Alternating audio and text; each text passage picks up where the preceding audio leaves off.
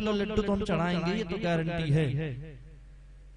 सोचा चलो ठीक है, कम से कम 2 किलो लड्डू ही ये चढ़ा दे। और जैसे ही हनुमंतलाल जी महाराज थोड़ा और नीचे लेकर आते हैं, कहता है महाराज बड़ी कृपा हुई, थोड़ा और नीचे कर दीजिए, बस अभी तो रह ही गया है ना, 2 किलो लड्डू नहीं, कम से कम 1 पाव तो आपका जरूर चढ़ाऊंगा।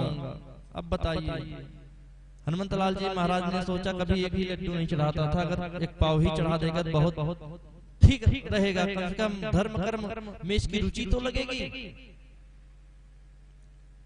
जैसे ही थोड़ा और नीचे लेकर आते हैं, वो कहता है कि महाराज 1 पाव लड्डू नहीं तो एक लड्डू तो मैं आपको जरूर ही चढ़ाऊंगा। अब कहे सब लोग हो गई बात, हनुमंतलाल जी महाराज के चलो ठीक है, इसको नीचे उतार दें, कम से कम 1 लड्डू तो चढ़ाएगा। और जैसे उतर गया तो कहा महाराज अब तो मेरा काम हो गया, अब देखा जाएगा लड्डू चढ़ाएंगे कि नहीं चढ़ाएंगे। तो ऐसे ऐसे लोग कहने का तात्पर्य होता है कि ऐसे ऐसे लोग होते हैं कि जब अपना काम निकल जाता है तो फिर साथ किसी का देते नहीं। ऐसे ही जरासंध था,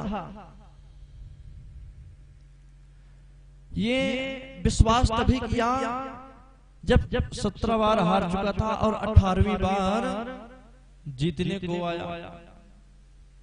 क्योंकि ऐसा कहा गया है जब किसी का कार्य बहुत विशेष रूप से होता है तभी वह ध्यान देते हैं, जो सरल स्वभाव के व्यक्ति रहते हैं। तभी यहाँ दानी तो था ही, क्योंकि राजा पैसा अथाह है, लक्ष्मी की प्राप्ति तो है ही, तो दानी तो रहेगा ही। जैसे ही भगवान जाते हैं और भगवान एक ब्राह्मण के रूप में भेष धारण कर लेते हैं, ब्राह्मण के साथ भगवान के साथ में अर्जुन भी गए और भीम भी गए, वह भी दोनों ब्राह्मण भेष रूप धारण कर लिए। और जैसे भेष रूप धारण करके जरासंध के यहाँ पहुँचते हैं, जरासंध जैसे ही इन ब्राह्मणों को देखा, ओ भाग्य मेरे यहाँ ब्राह्मण पधारे, महात्मा पधारे, संत पधारे, बहुत प्रसन्न हो गया। बताइए महाराज क्या स्वागत करूं। जैसे ही आज ब्राह्मण बने भगवान जरासंध से सुनते हैं ना ये बात, कहे चलो ठीक है आप महाराज यथा योग्य जो भी कुछ स्वागत कर पाइए करिए ही, लेकिन मैं एक विशेष कार्य से आया हूँ। हाँ बताइए क्या बात है। बस मुझे कुछ चाहिए आपसे, अवश्य मिलेगा। व्यास जी महाराज ने लेखन कराया है कि आज भगवान भीम के साथ में क्या मांगते हैं। युद्धम नो देहि राजेन्द्र द्वंद्वसो यदि मन्यसे, युद्धार्थिनो यं प्राप्ता राजन्यानान्कांक्षिणः राजन्यानान्कांक्षिणः। द्वंद्व युद्ध करना है। जरासंध ने कहा बताइए आप ब्राह्मण होकर द्वंद्व युद्ध करेंगे?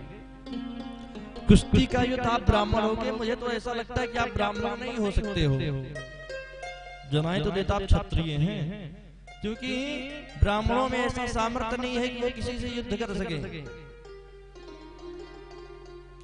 और अगर सामर्थ्यवान भी रहेंगे तो अपनी मर्यादा का ध्यान रखेंगे कि हमारा कर्म क्या है। और आप लोग द्वंद्व युद्ध के लिए बतला रहे हो, कह रहे हो, मांग कर रहे हो, कहते नहीं मुझे आपसे केवल द्वंद्व युद्ध ही करना है। जरासंध ने कहा बताइए आप लोग हैं कौन? तो आज भगवान कहते हैं मैं कृष्ण ही हूँ, पुराना दुश्मन आपका। जरासंध से जब यह कहे कि मैं पुराना दुश्मन हूँ, जरासंध को पहचान गया। लेकिन चलो ठीक है, ब्राह्मण के रूप में आए हैं, जो भी कुछ मांगेंगे देना ही पड़ेगा, क्योंकि मैं अब तो वचनबद्ध हो चुका हूँ। और ये जो दोनों मेरे संग में हैं, भीम और अर्जुन हैं, भीम ही आपसे करेंगे। जरासंध ने कहा कि यही मेरे टक्कर के हैं ही, और कोई मेरे टक्कर का है नहीं, क्योंकि जो अर्जुन है छोटे हैं और आप तो मुझसे 17 बार वैसे ही हार चुके हो, जरासंध पहले ही कह दिया, क्योंकि ऐसा सोचने लगा कि अगर पुनः मैं इनसे लड़ने लगा, युद्ध करने लगा, तो फिर बड़ा दिक्कत हो जाएगा, बड़ी भारी बेइज्जती होगी हमारी। इसलिए कह दिया कि आपसे नहीं, आप तो वैसे मुझसे हार चुके हो, और अगर कोई हार जाए व्यक्ति तो उससे फिर लड़ा नहीं जाता, युद्ध नहीं किया जाता है उससे।